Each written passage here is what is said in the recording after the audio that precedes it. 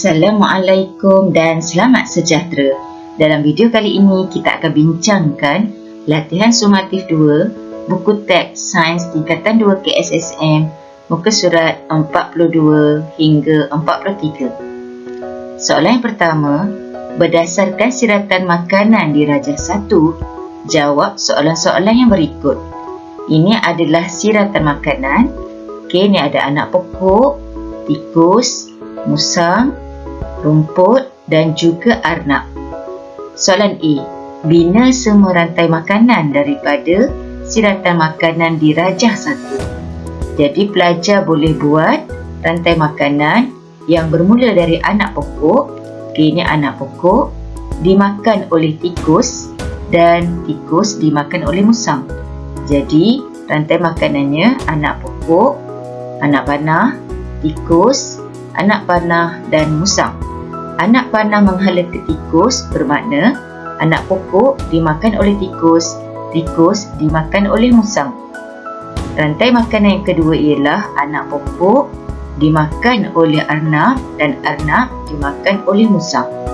Okey, kita boleh lihat di rajah ini anak pokok dimakan oleh arnab dan dimakan oleh musang.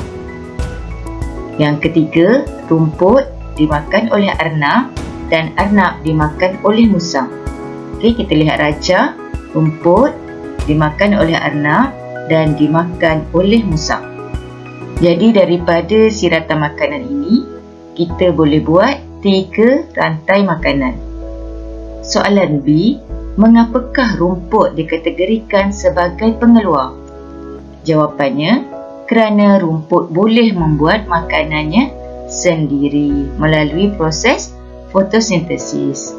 Soalan C, sekiranya kutu tinggal di badan arnab dan menghisap darah arnab, apakah jenis interaksi antara kutu dengan arnab? Baiklah, ini adalah gambar arnab dan ini adalah gambar kutu. Kutu tinggal di badan arnab dan menghisap darah arnab. Jadi interaksinya ialah parasitisma. Parasitisma ialah interaksi yang menguntungkan satu organisma sahaja dan memudaratkan atau merugikan organisma yang satu lagi. Jadi haiwan yang untung di sini ialah kutu, haiwan yang rugi ataupun yang dimudaratkan ialah arnab. Soalan D, ramalkan kesan yang akan berlaku sekiranya populasi musang di kawasan tersebut diserang penyakit. Okey, ini gambar tadi. Alright. So, musang ini diserang penyakit.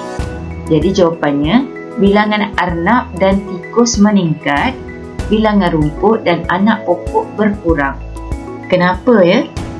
Okey, ini adalah kerana apabila musang diserang penyakit, bilangan musang semakin berkurang. Jadi, tiadalah haiwan atau kurang haiwan yang akan makan arnab dan juga tikus, maka bilangan arnab dan juga tikus akan meningkat. Okey, bila arnab dan tikus meningkat, maka bilangan rumput dan anak pokok berkurang kerana dimakan oleh arnab dan juga tikus. Sekarang kita akan lihat soalan kedua. Bandar X terkenal sebagai kawasan pembiakan tikus.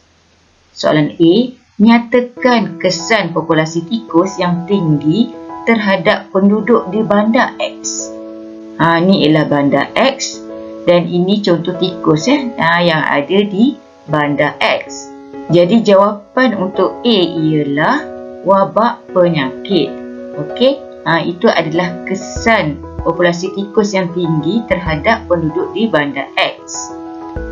Soalan yang kedua, pada pendapat anda, apakah punca populasi tikus yang tinggi di bandar X? Jawapannya ialah pembuangan sampah sarap, terutama sisa makanan yang tidak sistematik. Ini akan menyebabkan populasi tikus meningkat.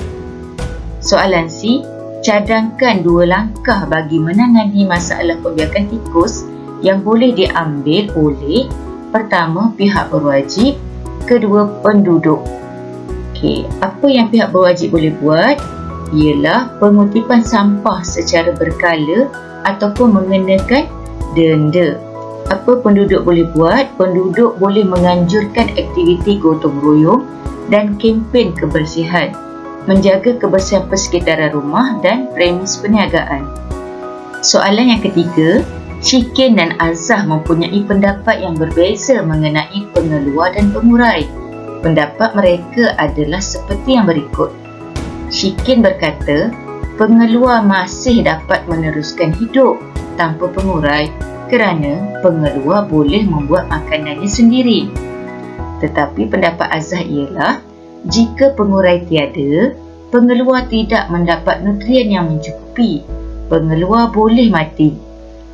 Beri pandangan anda tentang pendapat Shikin dan juga Azah. Pendapat Azah betul.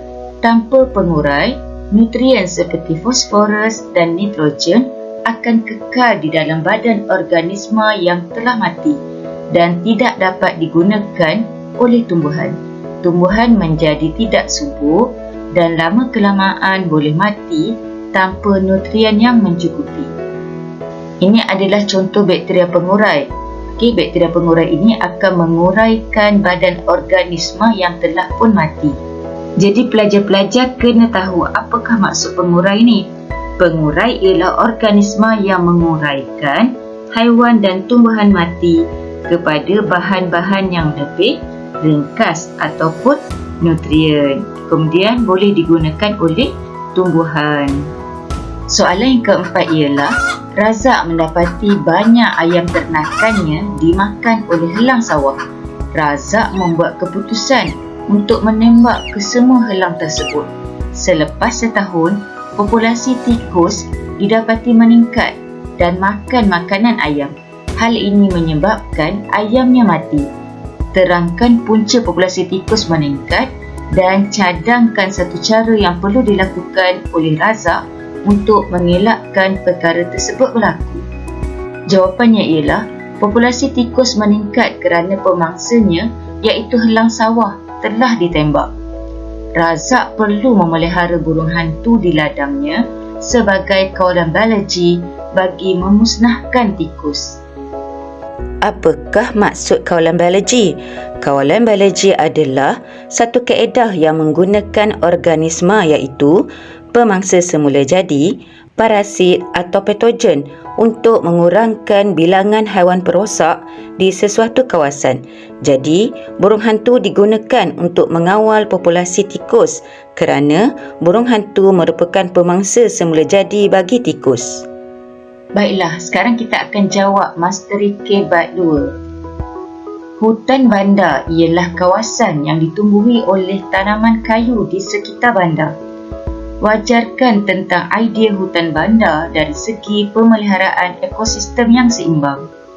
Jawapannya ialah, pokok-pokok menyerap karbon dioksida yang dibebaskan oleh egsos kenderaan untuk menjalankan fotosintesis dan membebaskan oksigen.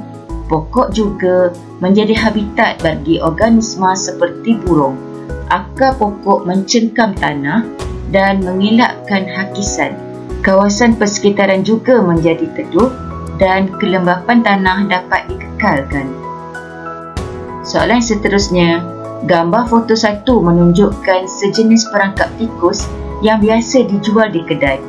Perangkap ini hanya boleh menangkap seekor tikus dalam satu masa.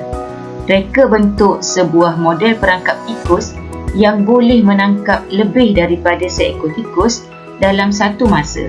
Lakarkan dan terangkan hasil rekaan anda. Okey, pelajar boleh lihat gambar foto 1 ini ialah perangkap tikus yang biasa dijual di kedai. Ini contoh tikus besar tikus ni ya.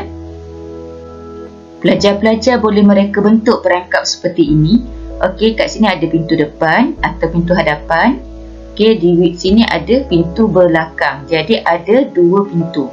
Okey, di tengah-tengah ni ada kepingan logam yang memisahkan perangkap ini kepada dua bahagian. Jadi penerangannya ialah perangkap tikus mempunyai dua pintu, iaitu pintu hadapan dan pintu belakang. Perangkap tikus dipisahkan di tengah-tengah dengan kepingan logam. Sekiranya seekor tikus telah terperangkap melalui pintu hadapan, Ini tidak akan mengganggu atau menakutkan tikus lain mendekati dan masuk melalui pintu belakang. Cikgu harap semua pelajar telah pun faham latihan sumatif 2 dan masteri kebat 2. Semoga video ini bermanfaat untuk semua. Jumpa lagi. Jutaan terima kasih saya ucapkan kepada semua subscribers. Tidak kira di mana anda berada, teruskan sokongan anda kepada channel saya. Jangan lupa like, komen, subscribe dan aktifkan notifikasi lonceng agar anda tidak terlepas video terbaru daripada saya. Terima kasih kerana menonton video ini. Terima kasih.